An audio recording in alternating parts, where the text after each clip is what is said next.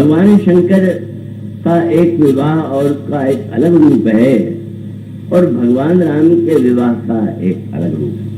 पर भगवान राम के विवाह में भी सूत्र तो वही है, और वो सूत्र क्या है कि आज जब तुलसीदास जी कहते हैं कि ये घोड़ा जो है वो साधारण घोड़ा न होकर के काम घोड़ा बन करके आया है, तब उसका तात्पर्य था कि जीवन में काम और राम दोनों की आवश्यकता है, पर निश्चित रूप से नियंत्रक मर्यादित और काम का जो निर्देशन होना चाहिए वो श्री राम के द्वारा होना चाहिए। और इसीलिए एक बड़ी अनोखी बात लिखी है, थोड़ा बहुत उसको गहराई से समझने पर उसका आनंद आता है। जो गोस्वामी जी ने एक नेत्रों की, मैं जैसे लगता है कि एक वीर एकत्र कर दिया। ये विशेष रूप से जनकपुर के प्रसंग में भगवान राम जब दूल्हे के वेश में घोड़े पर बैठे हुए श्री राम जनक जी के द्वार पर जा रहे थे, तो गोस्वामी जी ने कहा श्री राम का दर्शन अलग अलग लोग कर रहे।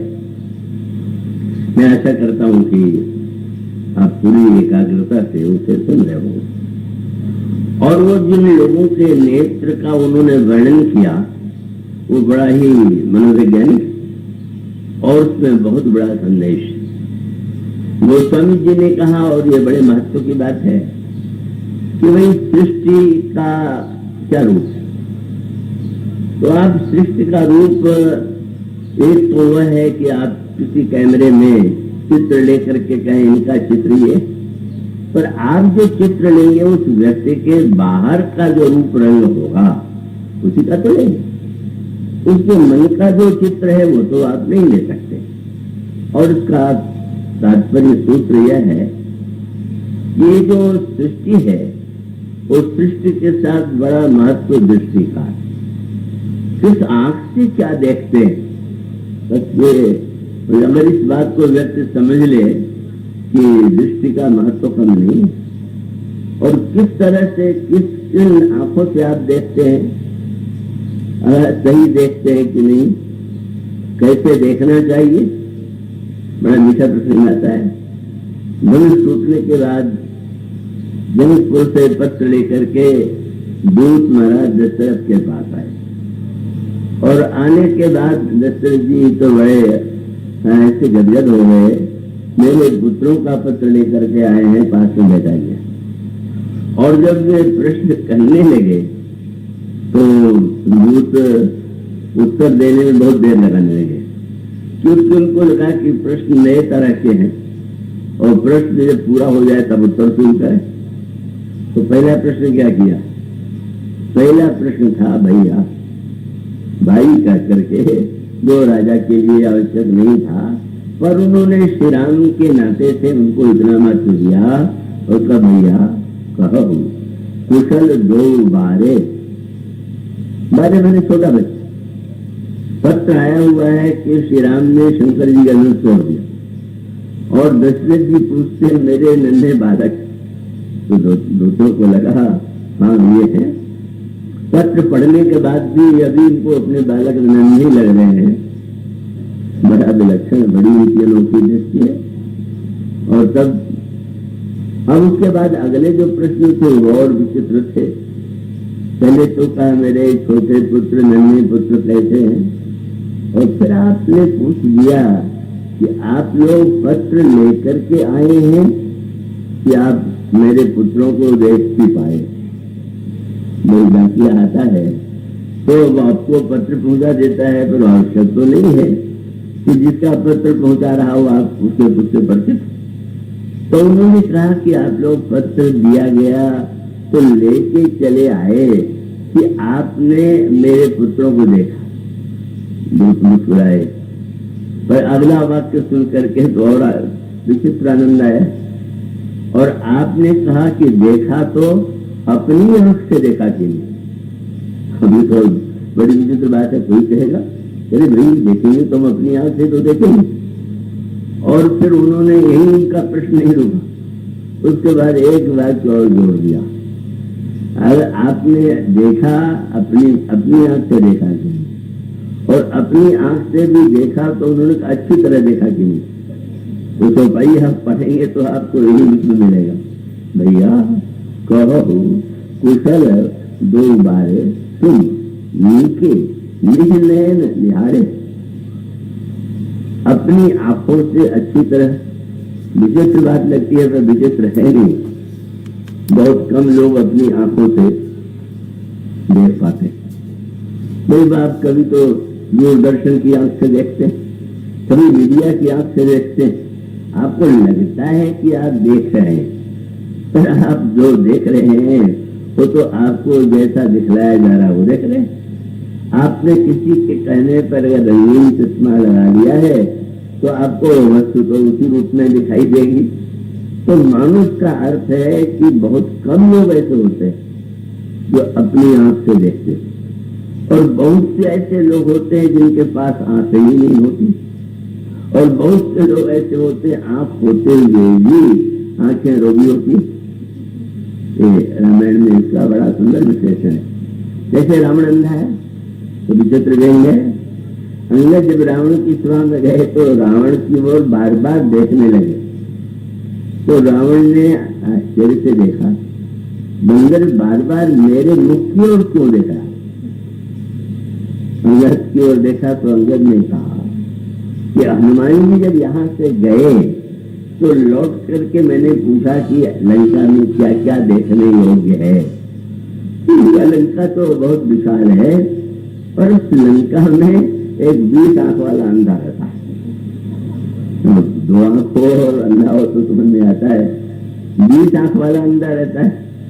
तो मैं आश्चर्य कर रहा था कि कहीं 20 आंख वाला भी अंधा हो सकता है क्या? पर अब आके देख के समझ गए कि 20 लोचन अंधे, तुम सचमुच 20 आंख वाले अंधे हो। कितनी बड़ी बात कह दी है। महाभारत का धृतराष्ट्र अंधा है और यहाँ पर 20 आंख वाला अंधा है, तो धृतराष्ट्र तो सचमुच उनके पास आंखें नहीं, पर ये जो पात्र है रावण उसके पास तो आंखें हैं। पर रामायण में कहा गया कि रावण की समस्या ये है कि रावण के पास आंखें नहीं। मानो भगवान शंकर ये कहते हैं कि भाई हर वस्तु को देखने के लिए भी दृष्टि की आवश्यकता होती है। मान लीजिए आकाश में चंद्रमा है, तारे हैं, ग्रह नक्षत्र हैं, इनको आप देखना चाहें तो एक तो ये है कि आप बैठ जाइए और रात के समय आकाश में इनको देख लीजिए, पर वो देखना तो पूरा देखना नहीं।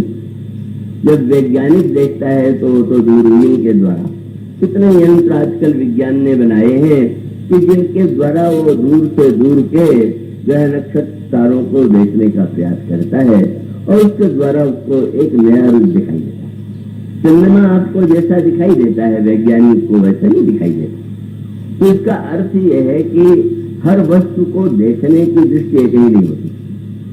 आप शरीर से रक्त दे देते हैं तो थोड़ा दृष्टि उसको ले लेता है। अब अगर वो रक्त कई इसमें सामने रख दिया जाए तो देखने में तो रंग से मिलता जुलता दिखाई देता, लेकिन का उसको देखने के लिए एक नई दृष्टि का उपयोग उसको करना पड़ता है। और तब जब वो देखता है तो उसको लगता है कि नहीं, अन्य जो इतने रक्त हैं उन रक्तों में भेद है, किसी में रोग है, किसी में रोग नहीं है, किसी में रोग है तो कौन सा रोग है। तो इसका अर्थ है कि भाई हर वस्तु को देखने के लिए आंखें एक ही उपयोगी नहीं है, जिस वस्तु को देखने के लिए जो आंख चाहिए।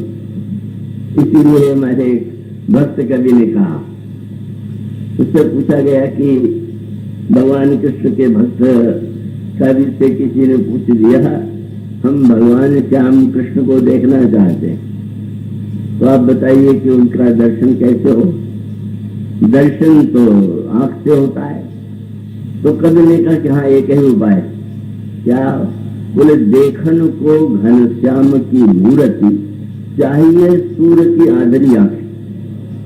श्री कृष्ण की सुंदरता देखने के लिए सूरदास की अंधी आंखें चाहिए। इतनी मीठी बात कह दी है।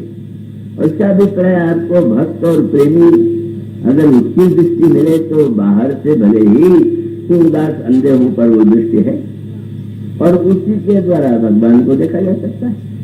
तो इसलिए इसका अर्थ है कि अगर आप देखना चाहते हैं तो पहले अपनी आंख को तो देखिए, और देखिए नहीं उसमें संदेह हो तो दिखलाइए डॉक्टर के पास जाके, और तब उसके बाद जब आप उस पर देखेंगे, इसका संकेत यही है कि हम वस्तु को, व्यक्ति को सही देख ही नहीं पाते। एक व्यक्ति को आप देखते हैं, आप कहते हैं बहुत बड़ा, दूसरा व्यक्ति कहता है बहुत अच्छा, ये अंतर क्यों दिखाई दिया? कि दोनों की आंख एक तरह की नहीं, दोनों की आंखों में भेद है। आपकी आंखों में राग है तो अच्छा लग रहा है, किसी की आंखों में द्वेष है तो उसको बुरा लग रहा है। इसलिए वस्तुतः ये जो आंखें हैं, एक दाहिनी ओर है, एक बाईं ओर, और शंकर जी को ये कहेंगे कि उनके तीसरी आंख बीच में, तो हम लोगों के पास तो दो ही आंख है, दाहिने या बाएं। बीच वाली जो दृष्टि चाहिए, जो संतुलित है, जो वो है, वो आंखें नहीं। तो वस्तुतः देखने के लिए भी पहले दृष्टि के रोग पार्वती से शंकर जी से पार्वती जी ने पूछा, श्री राम अवतार लेते हैं पर बहुत से लोगों को दिखाई क्यों नहीं है? तो शंकर जी ने क्या कहा कि मुकुर मलिन और नयन विहीना, राम रूप देखें क्यों हीना। जिन लोगों के पास सीता नहीं है, अभी में आपको बता रहे थे कि रामायण एक दर्पण भी है, चित्र भी है, शीशा, और उसका अर्थ है कि शीशे में आप अपने को देख सकते हैं। तो शंकर जी कहते हैं कि श्री राम को अगर देखना हो तो पहले अपने को देख लीजिए, और अपने को देख करके ये पहले पता लीजिए, लगाइए कि आंखें आपकी कैसी है, ठीक है कि नहीं ठीक है। तो इसलिए इसका अर्थ यह है कि जो देखने की कला है, जब भगवान राम धनुष यज्ञ में आए थे तो संसार के अनिंदित राजा थे, अधिकांश ने प्रयोग किया धनुष तोड़ने का, पर वो नहीं तोड़ पाए। तोड़ना तो दूर रहा, उठा भी नहीं पाए, खिसका भी नहीं पाए। पर वो जब निराश होकर के लौटे तो उन्होंने देखा कि कुछ राजा बड़े प्रसन्न भाव से बैठे, उनको बड़ा बुरा लगा। उन्होंने कहा कि तुम लोग क्या तमाशा देखने आए थे क्या? और नहीं देखने आए थे तो तुम लोग क्यों नहीं उठे? तुमने धनुष क्यों नहीं तोड़ने का प्रयास किया? उन लोगों ने कहा कि नहीं, हमें धनुष तोड़ करके जो मिलता उससे दूना मिल गया बिना तोड़े। क्या हम तो जनक नंदिनी सीता को पाने के लिए आए थे, लेकिन जब श्री राम का दर्शन किया तो लगा कि श्री राम तो जगत पिता है और जनक नंदिनी सीता है, और हमने तो यहाँ आकर के जो हमारे जीवन के वास्तविक पिता और वास्तविक माँ है उसे पा लिया, और पा लिया तो अब क्या आवश्यकता है कि हम व्यर्थ का धनुष तोड़ने का प्रयास करें। तो उन्होंने कहा क्यों आपको दिखाई दे रहा है कि जगत पिता माता है, हमको तो नहीं दिखाई दे रहा है।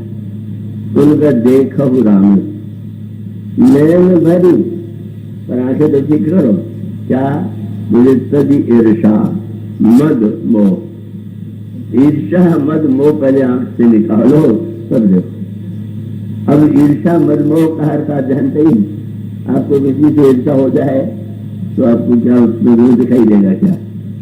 और मद का अर्थ है कोई अगर शराब पी ले, नशा चढ़ जाए तो क्या उसको सही दिखाई देगा क्या? वो अपने व्यंग्य कथा सुनी होगी कि राजा उस देश का हाथी पर आ रहा था और कोई ऐसा शराबी जो धुत था शराब के नशे में, जब उसने सामने हाथी पर राजा को बैठे देखा तो जोर से कहा, अरे हाथी वाले हाथी बेचेगा न? कितने में हाथी बेचेगा? सैनिक मारने दौड़े। तो राजा ने कहा बस देख आओ किसका घर कहाँ, और वो सैनिक जाकर के देखा है उसका घर।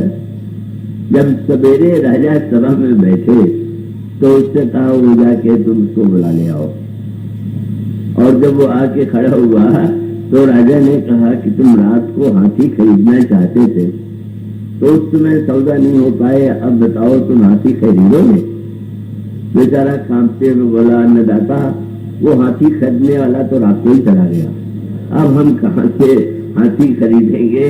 तो हम नशे में बोल रहे थे।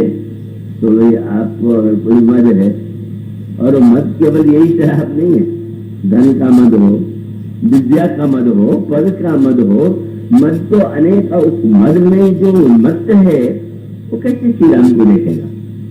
तो इसलिए उन्होंने कहा ईर्षा छोड़ो, तुम्हें तो राम से ईर्षा है, इसलिए तुमको राम दिखाई नहीं दे रहे, और तुम तो अपने मान मद का मैं राजा हूँ, मैं पद हूँ उसका मद। और देखो राम नैन भरी सही ईर्षा मद मोह।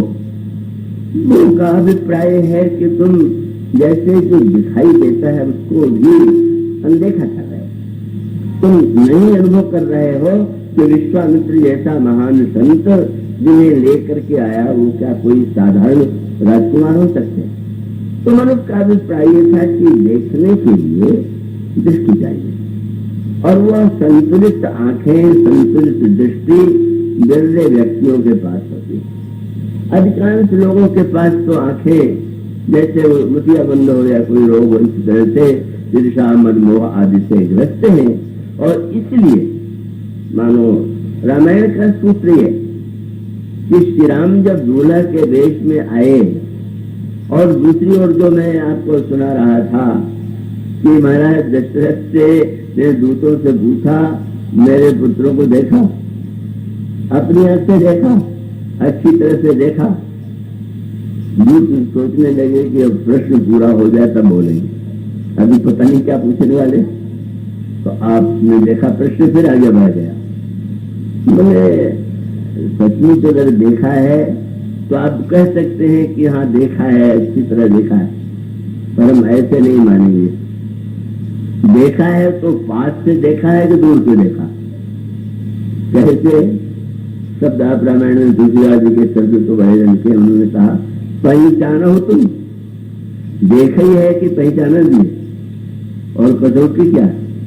पहचानो तुम कहो स्वभाव, उनका स्वभाव कैसा ये बता दीजिए। स्वभाव तो बिना पास आए तो पता चलता नहीं। और उन्होंने कहा कि जब तुम बता दोगे कि इन दोनों राजकुमारों का स्वभाव कैसा है तो हम समझ लेंगे कि सचमुच तुम लोगों ने देखा है। फिर भी दूत नहीं बोले। दूत नहीं बोले क्यों? बड़े बुद्धिमान। अब महाराज के प्रश्नों की झड़ी में जरा और कुछ बाकी हो तो भी तो कहने। अब महाराज ने अंतिम प्रश्न कर दिया, कहूं विदेह कवन विधि जाने। जनक जी का नाम था विदेह, और विदेह का अर्थ है जो देह से ऊपर उठा हुआ है। लंका में जो समुद्र है वो देह का समुद्र है। अभी आप बेटी मंदाकिनी से सुन रहे थे, लंका में देह का समुद्र है और इस नगर में विदेह का राज्य है। देह और विदेह। और तब उस संदर्भ में उस नगर में जहां पर देह से ऊपर उठी हुई वृत्ति, भगवान महाराज दशरथ ने कहा कि जनक तो विदेह है, तो उनको तो अपने देह का भी भान नहीं। तब ये बताइए कि कहो विदेह, विदेह ने कैसे जाना? और इतने में ये बताना होगा कि किस विधि से जाना। एक एक शब्द रामायण के आपके साहित्य और दर्शन, कहो विदेह कवन विधि जाने।